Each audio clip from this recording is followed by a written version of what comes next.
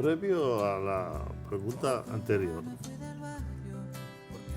una cosa es ser consultor jurídico de Hipólito Mejía, de Leonel Fernández o de Miguel o de Danilo Medina, y otra cosa es ser consultor jurídico de Luis Abinader. ¿Cómo es ser consultor jurídico de Luis Abinader? Bueno, como ya la gente ha descubierto, es un presidente ocupado a tiempo completo y el consultor jurídico, bueno, todos sus funcionarios, pero el consultor jurídico tiene una particularidad, que es una persona que asiste permanentemente al presidente en sus decisiones para que las mismas estén enmarcadas en la legalidad. Entonces, el consultor jurídico del presidente es una persona que... Digo, de este presidente. Sí, de un presidente como este, es una persona que no tiene horario, que no tiene tranquilidad en ningún momento, Bueno, que es un ir y venir. Me consta que hemos estado juntos y de repente suena el teléfono o te escribe alguien y me tengo que ir. Así es, así es. Porque yo entendía que el esquema de otros presidentes estaba preestablecido. Yo tengo la información de que, por ejemplo, el presidente Medina tenía un horario de alrededor de 8 de la noche, ya se iba para su casa. El presidente Mejía se iba más temprano, Sí, sí. aunque creo que llegaba bastante temprano. Hipólito Mejía, un hombre con costumbre... Llegaba temprano al palacio, pero igual se iba temprano a su casa. Se iba temprano a su casa y también a hacer cosas externas afuera, a visitar gente y a su labor, pero fuera del palacio. Este es un presidente gerente, es un presidente constante, es un presidente que cuando termina de trabajar empieza de nuevo. Además que el abogado eres tú.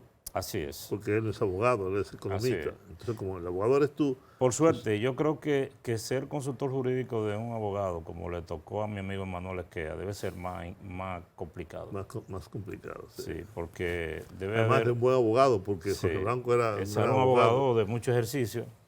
Y Emmanuel, por cierto, aunque muy bien formado y muy preparado, pero era un abogado joven, tenía 30 y tantos años. Claro.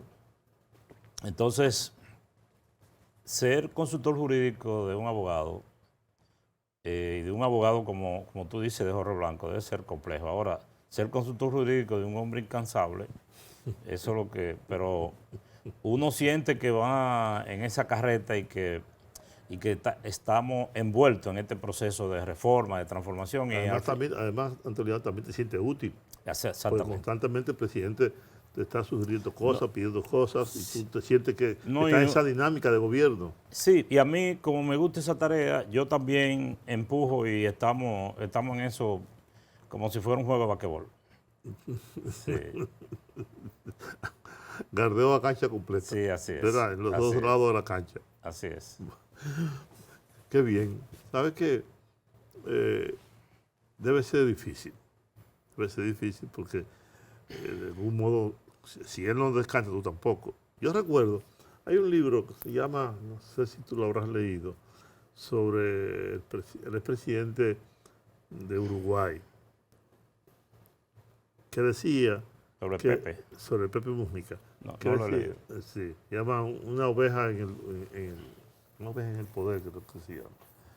Donde él decía que cada vez que quería hacer un cambio, una transformación profunda, su consultor jurídico, los abogados le decían que no se podía, que había un obstáculo constitucional o había una ley que le impedía hacer los cambios. Eso es muy común, Juan. Entonces, muy común. Eso es muy común.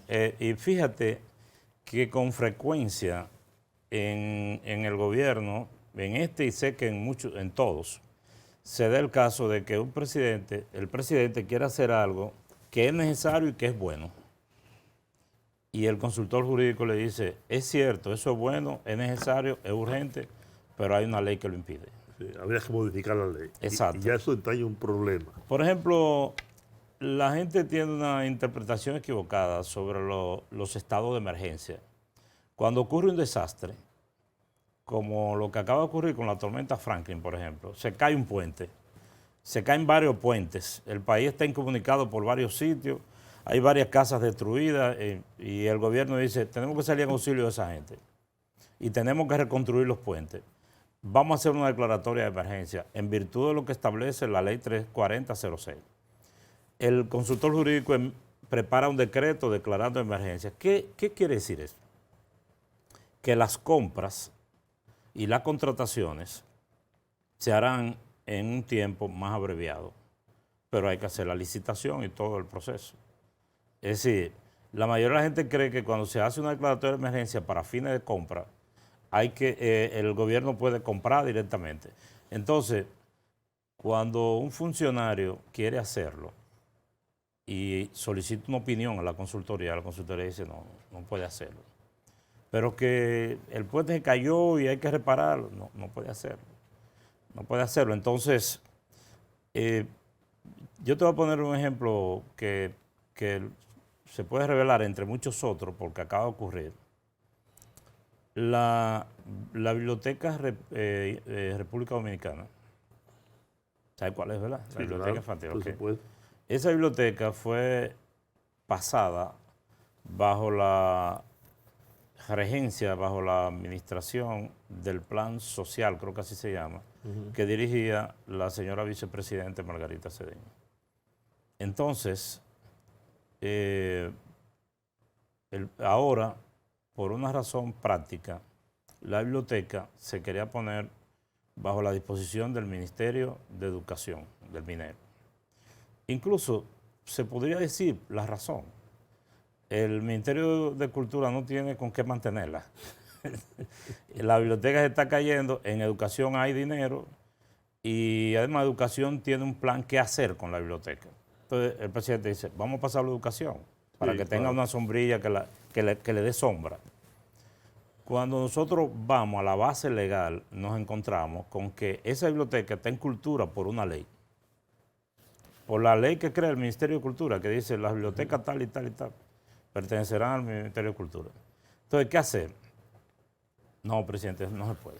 No se puede hacer un decreto pasando la biblioteca, tenemos que hacer una ley. Al final, después de muchas vueltas, pues está bien, a una ley. Una ley de 3 artículos ya está depositada en el Congreso. Se depositó poco antes del presidente irse.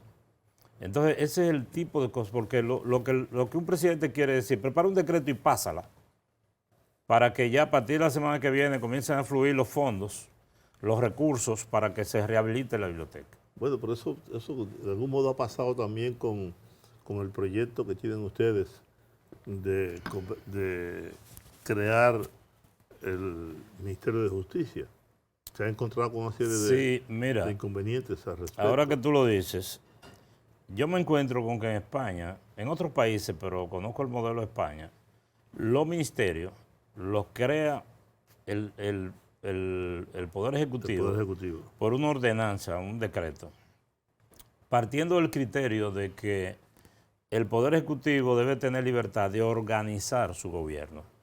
Que un presidente diga, bueno, yo quiero fusionar el Ministerio de Educación Superior, el Ministerio de Cultura y el Ministerio de Educación en un solo ente para este gobierno. O el Ministerio de la Juventud con el Ministerio de la Mujer. Exacto, lo vamos a fusionar, incluso lo vamos a hacer por 2 años, si tenemos que hacer, que el presidente tenga esa libertad. En España lo puede hacer, aquí tiene que ser una ley.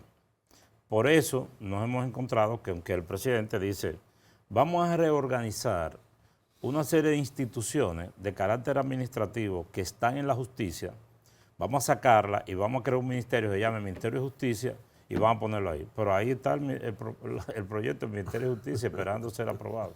Bueno. Es decir, que aquí el presidente constitucionalmente no tiene esa potestad. Tiene limitaciones. Así es. Se lo da la propia Constitución de la República o la propia ley. Así es. Tu pasión por la literatura. ¿Cómo es eso? ¿Cómo nace eso? Porque yo puedo entenderlo de Rafael Fernando, ¿no? Que tiene una pasión por la literatura y es un literato. Él es actualmente el director de la Biblioteca Nacional, Biblioteca del Estado, Federico Sureña. Y lo entiendo, y tiene su columna, ha escrito libros tanto de poesía como de cuentos, etc. Pero ¿y tú? Mira, Juan, mi hermano Rafael, que es un poco mayor que yo, se fue del pueblo muy joven para el seminario con la intención de ser sacerdote católico. Me lo imagino. Pero parece que Rafael entendía, como a él le gustaba la cultura y la literatura y soñaba con ser escritor desde niño, él veía que Meriño y Villini y esta gente, siendo sacerdotes, eran escritores. Eso es una apreciación mía, no que me lo ha dicho. Y él dijo, pero el camino es irse de aquí para el seminario. Yo soy sacerdote y soy escritor. Entonces, es como mi hija hembra que vive en Estados Unidos, que su pasión es la escuela, y ella está estudiando educación y no había podido entrar a la escuela porque no terminaba. Hizo un curso de enfermería, mientras tanto, y entonces trabajaba como enfermera en la escuela. Y le digo, pero tú vas a ser maestra. Y me dijo, es que de esa forma yo podía entrar a la escuela, me dijo. Bueno, el caso es que él comenzó en sus viajes de vacaciones, comenzó a traer libros. Yo era menos que un adolescente, y comenzó a darme a mí, antes de tiempo, a leer a Lorca, a leer a Miguel Hernández, a Vallejo. Después en el 67 llegó García Márquez, y yo me fui enamorando y apasionando. Pero debo decir que desde niño en la escuela a mí me tenían por una persona que le gustaba, que escribía con cierta fluidez y que le gustaba leer. Entonces, Además tenían buena voz para leer. Sí, yo era el lector de la escuela. Siempre me ponían a leer. Que tengo que hacerte una anécdota simpática de eso, cuando termine esta idea. Pero yo nunca pretendí ser escritor. Escribí algunas cosas, pero sin pretensiones mayores. El que quería ser escritor, Rafael. Ahora, yo sí me apasioné por el estudio de la literatura y por la lectura en sentido general. Y no he leído todo lo que quisiera, porque los avatares del trabajo y de los mismos estudios académicos formales me lo han impedido, pero he leído lo que he podido y sigo leyendo. Pero a propósito de que tú dices de mi condición, es cierto que a mí yo leía con fluidez y me buscaban para leer en la escuela. Y una vez, estando quizá como en séptimo curso, me buscaron para que dijera el juramento de los trinitarios. Pero no para que los leyera, sino para que me lo aprendiera. Y yo pasé, qué sé yo, 2 o 3 semanas repitiendo eso en mi casa, repitiendo. Y el día de Duarte, en un acto solemne en la escuela, donde estaban todas las autoridades del pueblo, solía ir los tenientes del ejército, de la marina, de la policía, con sus uniformes de gala, y acostumbraba a ir el juez de paz, el fiscalizador, en fin, toda la autoridad. Y cuando yo me paré y levanté la mano y dije, en nombre de la Santísima, Augustísima Trinidad de Dios Omnipotente, juro por mi honor y mi conciencia, y dije el juramento de los trinitarios, el juez de paz se puso de pie y dijo, yo lo felicito, porque un niño como usted decir esas palabras, usted va a ser un gran hombre. Hay que esperar mucho de usted. Yo estaba avergonzado por él. El juez nunca supo que ese era el juramento de los trinitarios, ni yo quería que lo supiera tampoco. Ahora que tú dices eso, Antoliano. Perdón, valga decir que los jueces no eran abogados. Borges escribió, lo encontré por ahí un día de estos, un libro, son unas conferencias que él ofreció sobre el tango. Creo que son 10 conferencias. Y él no desperdiciaba oportunidad para acabar con Gardel. Sí. El señor ese que pues no quería saber, no quería saber de Carlos Gardel, sin haber tenido nunca un roce con él, sin haber tenido una discusión con él, ni nada. Y se refería en términos despectivos constantemente sobre Gardel. Y sobre Neruda también. Sí, pero... y sobre Perón también. Bueno, sobre Perón no se entiende. Sí, a Perón él lo enfrentaba, pero es cierto lo de Gardel, sí. Él se refiere a Gardel como el señor ese que canta tango. Sí. No. Yo incluso estuve viendo una entrevista sobre Gardel. Hay una cosa que le dice, sin embargo, Gardel canta cada día mejor. Sí, dicen los gardelianos. Oye, Borges decía, y repitió muchas veces, que le gustaba la milonga, que era como el tango originario, Sí. pero que después que apareció el señor Señor este, ese, sí, él dejó de gustarle el tango. que Personaje. que por cierto, Gardel no comenzó cantando tangos. Gardel empezó a cantar tangos ya cuando tenía prácticamente una carrera hecha, ¿no? A eso no lo sabía. Sí, sí, estuve viendo la biografía de Gardel, estuve leyendo un libro sobre eso, pero definitivamente Borges era un tipo muy difícil.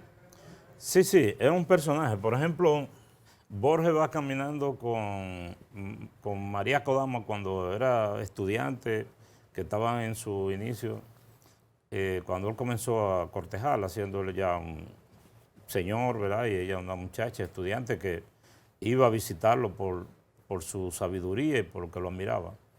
Y como por su condición de ciego va de gancho por la calle y la gente, señor Borges, maestro, maestro. Y él le dice, no le haga caso que todos son pagados por mí.